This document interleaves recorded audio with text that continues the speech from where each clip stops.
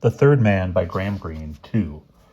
A British subject can still travel if he is content to take with him only 5 English pounds, which he is forbidden to spend abroad. But if Rollo Martins had not received an invitation from Lyme of the International Refugee Office, he would not have been allowed to enter Austria, which counts still as occupied territory. Lyme had suggested that Martins might write up the business of looking after the international refugees, and, although it wasn't Martin's usual line, he had consented. It would give him a holiday, and he badly needed a holiday after the incident in Dublin and the other incident in Amsterdam.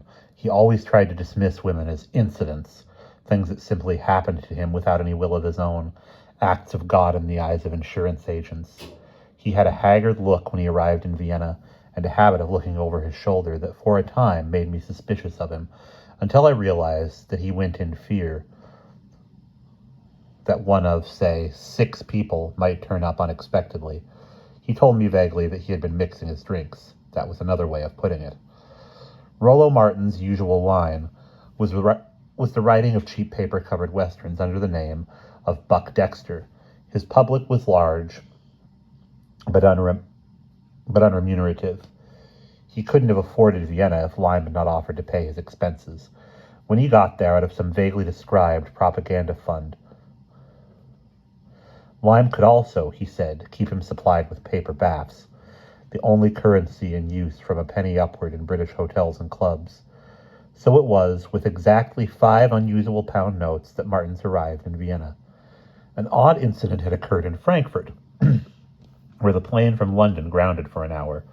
Martins was eating a hamburger in the American canteen. A kindly airline supplied passengers with a voucher for 65 cents worth of food, when a man he could recognize from 20 feet away as a journalist approached the table. "You Mr. Dexter?" he asked. "Yes," Martins said, taken off guard. "You look younger in your photographs," the man said. "I'd like to make a statement. I represent the local forces paper here. We'd like to know what you think of Frankfurt." "I only touched down 10 minutes ago." "Fair enough," the man said. "What are your views on the American novel?" "I don't read them," Martins said. "The well-known acid humor," the journalist said. He pointed to a small, gray-haired man with protruding teeth nibbling a bit of bread. "Happen to know if that's Carey?" "No, what Carey?" "J.G. Carey, of course." "Never heard of him." "You novelists live out of the world. He's my real assignment," and Martins watched him make across the room for the great Carey, who greeted him with a false headline smile, laying down his crust. Dexter wasn't the man's assignment, but Martins couldn't help feeling a certain pride. Nobody had ever referred to him as a novelist, and that sense of pride and importance carried him over the disappointment when Lyme was not there to meet him at the airport. We never get accustomed to being less important to other people than they are to us. Martins felt a little jab of dispensability, standing by the bus door, watching the snow come shifting down so thinly and softly that the great drifts among the ruined buildings had an air of permanence, as though they were not the result of this meager fall, but lay, forever, above the line of perpetual snow. There was no Lyme to meet him at the Hotel Astoria, the terminus where the bus landed him, and no message, only a cryptic one from Mr. Dexter from someone he had never heard of called Crabbin. "We expected you on tomorrow's plane. Stay where you are. On the way round, hotel room booked." But Rollo Martins wasn't the kind of man who stayed around. If you stayed around in a hotel lounge, sooner or later incidents occurred. One mixed one's drinks. I can hear Rollo Martins saying to me, "I've done with incidents. No more incidents," before he plunged headfirst into the most serious incident of all. There was always a conflict in Rollo Martins between the absurd Christian name and the sturdy Dutch, 4 generations back, surname. Rollo looked at every woman that passed, and Martins renounced them forever. I don't know which one of them wrote the westerns. Martins had been given Lyme's address, and he felt no curiosity about the man called Crabbin. It was too obvious that a mistake had been made, though he didn't yet connect it with the conversation in Frankfurt. Lyme had written that he could put Martins up in his own flat, a large apartment on the edge of Vienna that had been relinquished to a Nazi owner. Lyme could pay for the taxi when he arrived, so Martins drove straight away to the building lying in the 3rd British zone. He kept the taxi waiting while he mounted to the 3rd floor. How quickly one becomes aware of silence, even in so silent a city as Vienna, with the snow steadily settling. Martins hadn't reached the second floor before he was convinced that he would not find Lime there, but the silence was deeper than just absence. It was as if he would not find Lime anywhere in Vienna, and as he reached the third floor and saw the big black bow over the door handle, anywhere in the world at all. Of course, it might have been a cook who had died, a housekeeper, anybody but Harry Lime, but he knew, he felt he had known, 20 stairs down, that Lime, the Lime he'd hero-worshipped now for 20 years, since the first meeting in a grim school corridor, with a cracked bell ringing for prayers, was gone. Martins wasn't wrong, not entirely wrong. After he had rung the bell half a dozen times, a small man with a sullen expression put his head out from another flat and told him in a tone of vexation, "It's no use. There's nobody there. He's dead." "Herr Lime? Herr Lime, of course," Martin said to me later. At first, it didn't mean a thing. It was just a bit of information, like those paragraphs in the Times they call news in brief. I said to him, "When did it happen? How?" "He was run over by a car," the man said. "Last Thursday," he added sullenly, as if really this were none of his business. "They're burying him this afternoon. You've only just missed them." "Them?" "Oh, a couple of friends in the coffin." "Wasn't he in hospital?" "There was no sense taking him to hospital. He was killed here on his own doorstep instantaneously. The right-hand mudguard struck him on the shoulder and bowled him over like a rabbit." It was only then, Martins told me, that when the man used the word rabbit, that the dead Harry Lime came alive became a boy with a gun, which he had shown Martins the means of borrowing. A boy staring up among the long sandy burrows of Brickworth Commons, saying, "Shoot, you fool, shoot there!" The rabbit limped to cover, wounded by Martin's shot. "Where are they burying him?" he asked the stranger on the landing. "In the central cemetery. They'll have a hard time of it in this frost." He had no idea how to pay for his taxi, or indeed where in Vienna he could find a room in which he could live for £5 English. But that problem had to be postponed until he had seen the last of Harry Lime. He drove straight out of town into the suburb British zone, where the central cemetery lay. One passed through the Russian zone to reach it, and took a shortcut through the American zone, which you couldn't mistake because of the ice cream parlors in every street. The trams ran along the high wall of the central cemetery, and for a mile on the other side of the rails stretched the monumental masons and the market gardeners, an apparently endless chain of gravestones waiting for owners and wreaths waiting for mourners. Martins had not realized the size of this huge snowbound park where he was making his last rendezvous with Lime. It was as if Harry had left a message for him, "Meet me in Hyde Park," without specifying a spot between the Achilles statue and the Lancaster Gate.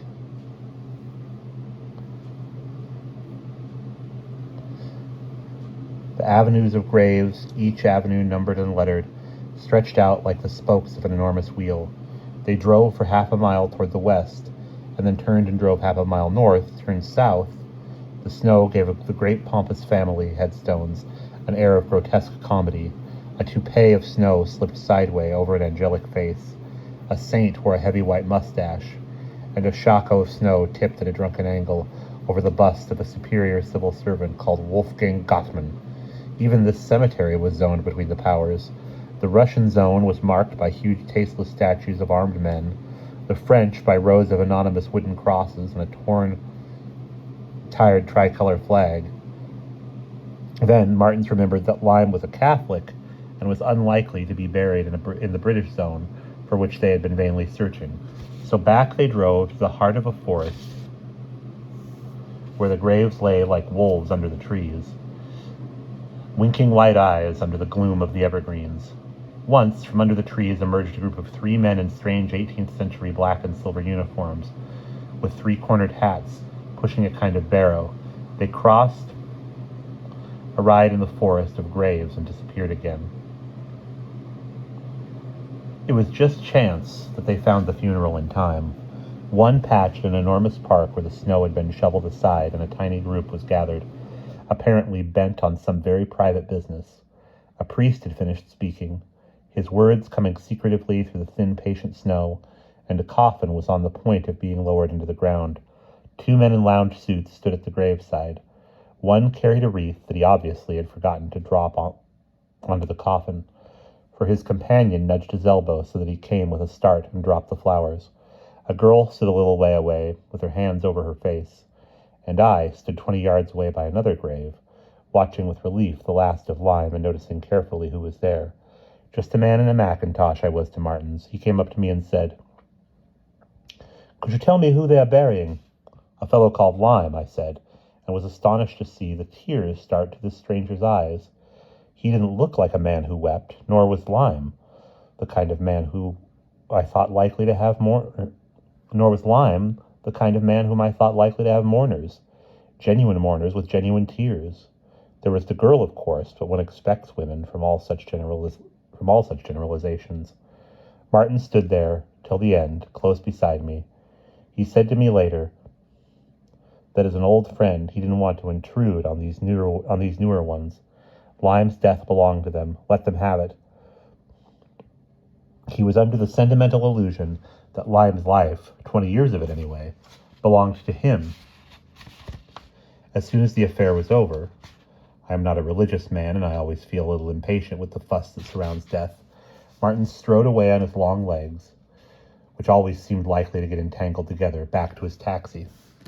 He made no attempt to speak to anyone, and tears were really running, at any rate, the few meager drops that any of us can squeeze out at our age. One's file, you know, is never quite complete. A case is never really closed, even after a century, when all the participants are dead, so I followed Martin's. I knew the other 3. I wanted to know the stranger. I caught him up by his taxi and said, "I haven't any transport. Would you give me a lift into town?" "Of course," he said. I knew the driver of my Jeep would spot me as we came out and follow us unobtrusively. As we drove away, I noticed Martins never looked behind. It's nearly always the fake mourners and the fake lovers who take that last look, who wait waving on platforms instead of clearing quickly out, not looking back. It is perhaps that they love themselves so much. Is it perhaps that they love themselves so much and want to keep themselves in the sight of others, even of the dead? I said, "My name's Calloway." "Martins," he said. "You were a friend of Lime?" "Yes." Most people in the last week would have hesitated before they admitted quite so much. "Been here long?" "I only came here this afternoon from England. Harry had asked me to stay with him. I hadn't heard." "Bit of a shock?" "Look here," he said, "I badly want a drink, but I haven't any cash, except £5 sterling. I'd be awfully grateful if you'd stand me one." It was my turn to say, "Of course." I thought for a moment and told the driver the name of a small bar in Gardnerstrasse. I didn't think he'd want to be seen for a while in a busy British bar full of transit officers and their wives. This bar, perhaps because it was exorbitant in its prices, seldom had more than one self-occupied couple in it at a time. The trouble was too, that it really only had one drink, a sweet chocolate liqueur that the waiter improved, at a price with cognac. But I got the impression that Martins had no objection to any drink, as long as it cast a veil over the present and the past. On the door was the usual notice, saying the bar opened from 6 till 10. But one just pushed the door and walked through the front rooms. We had a whole small room to ourselves. The only couple were next door, and the waiter, who knew me, left us alone with some caviar sandwiches. It was lucky that we both knew I had an expense account. Martin said over his second quick drink, "I'm sorry, but he was the best friend I ever had." I couldn't resist saying, knowing what I knew, and because I was anxious to vex him. One learns a lot that way. "That sounds like a cheap novelette," he said quickly. "I write cheap novelettes." I had learned something anyway. Until he had a third drink, I was under the impression that he wasn't an easy talker, but I felt fairly certain he was one of those who turn unpleasant after the 4th glass. I said, "Tell me about yourself and Lime." "Look here," he said, "I badly need another drink, but I can't keep on scrounging on a stranger. Could Could you change me a pound or two into Austrian money? Don't bother about that, I said, and called the waiter. You can treat me when I come to London on leave. You were going to tell me how you met Lime? The glass of chocolate liqueur might have been a crystal, the way he looked at it and turned it this way and that. He said, "It was a long time ago. I don't suppose anyone knows Harry the way I do." And I thought of the thick file of agents' reports in my office, each claiming the same thing. I believe in my agents. I've sifted them all very thoroughly. How long? 20 years or a bit more. I met him my first term at school. I can see the place. I can see the notice board and what was on it. I can hear the bell ringing. He was a year older and knew the ropes. He put me wise to a lot of things. He took a quick dab at his drink and then turned to the crystal again, as if to see more clearly what there was to see. He said, "It's funny. I can't remember meeting any women quite as well." Was he clever at school? Not the way they wanted him to be, but what things he did think up. He was a wonderful planner. I was far better at subjects like history and English than Harry, but I was a hopeless mug when it came to carrying out his plans. He laughed. He was already beginning, with the help of drink and talk, to throw off the shock of the death. He said, "I was always the one who got caught." That was convenient for Lime. "What the hell do you mean?" he asked. Alcoholic irritation was settling in. "Well, wasn't it? That was my fault, not his. He could have found someone cleverer if he'd chosen, but he liked me." Certainly I thought the child is father to the man, for I too had found Lyme patient. "When did you see him last?"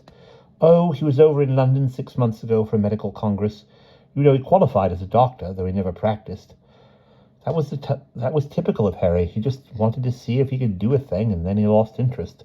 But he used to say that it often came in handy. And that too was true. It was odd. How like the Lyme he knew was to the Lyme I knew. It was only that he looked at Lyme's image from a different angle or in a different light. He said, "One of the things I liked about Harry was his humor." He gave a grin which took 5 years off his age. "I'm a buffoon. I liked playing silly fool, but Harry had a real wit, you know. He could have been a first-class light composer if he had worked at it." He whistled a tune. It was oddly familiar to me. I always remember that. I saw Harry write it, just in a couple of minutes on the back of an envelope. That was what he always whistled when he had something on his mind. It was his signature tune. He whistled the tune a second time, and I knew then who had written it. Of course it wasn't Harry. I nearly told him so. But what was the point? The tune wavered and went out. He stared down into his glass, drained what was left, and said, "It's a damned shame to think of him dying the way he did." "It was the best thing that ever happened to him," I said. He didn't take my meaning at once. He was a little hazy with the drinks. "The best thing?" "Yes." "You mean there wasn't any pain?" He was lucky in that way, too. It was my tone of voice and not my words that caught Martin's attention. He asked gently and dangerously. I could see his right hand tighten. "Are you hinting at something?"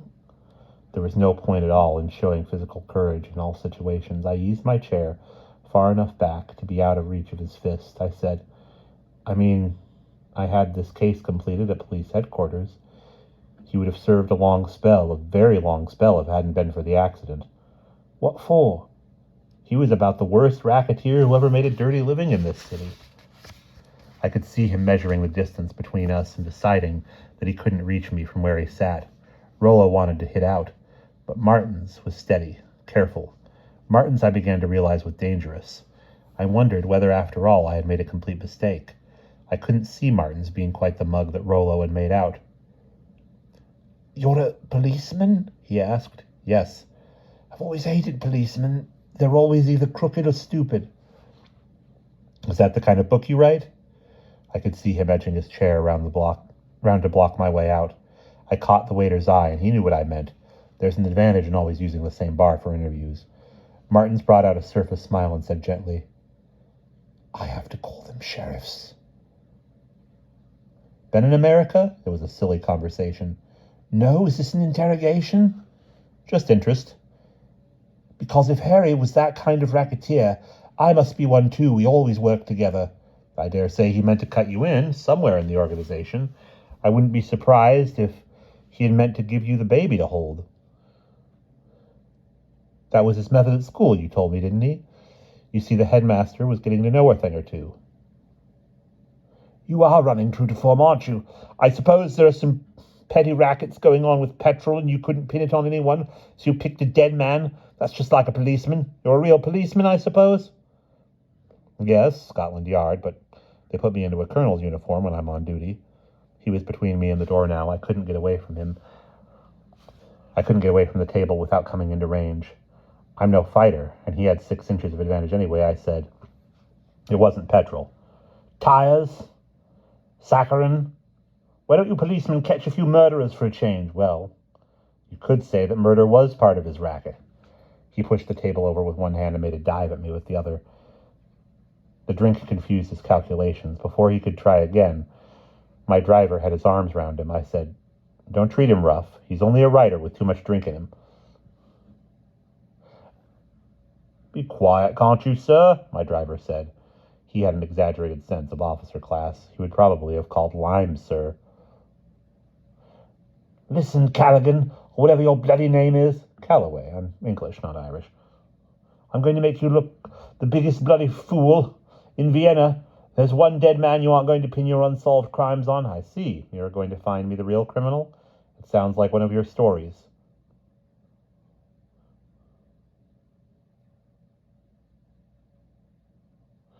You let me go, Callaghan. You let me go, Callahan. I'd rather make you look the fool you are than black your bloody eye. You'd only have to go to bed for a few days with a black eye, but when I've finished with you, you'll leave Vienna. I took out a couple of pounds worth of baths and stuck them in his breast pocket. These will see you through tonight, I said, and I'll make sure they keep a seat for you on tomorrow's London plane. You can't turn me out. My papers are in order. Yes, but this is like other cities. You need money here. If you change sterling on the black market, I'll catch up to you inside 24 hours. Let him go. Rollo Martins dusted himself down. He said, Thanks for the drinks. That's all right. I'm glad I don't have to feel grateful. I suppose they were on expenses. Yes. I'll be seeing you again in a week or two. I've got the dope. I knew he was angry. I didn't believe that he was serious. I thought he was putting over an act to cheer up his self-esteem. I might come and see you tomorrow. I shouldn't waste your time. I won't be there. Payne here will show you the way back to Sacher's. You can get a bed and dinner there. I'll see to that. He stepped to one side as though to make way for the waiter and flashed out at me. I just avoided him but stumbled against the table. Before he could try again, Payne had landed him one on the mouth. He went bang over in the alleyway between the tables and came up bleeding from a cut lip. I said, I thought you promised not to fight. He wiped some of the blood away from his sleeve and said, Oh, no. I said I'd rather make you a bloody fool. I didn't say I wouldn't give you a black eye as well. I had had a long day, and I was tired of Rollo Martins. I said to Payne, See him safely into Sacher's. Don't hit him again if he behaves. And, turning away from both of them toward the inner bar, I deserve one more drink. I heard Payne say respectfully to the man he had just knocked down, This way, sir, it's just around the corner. And that is the end of chapter 2.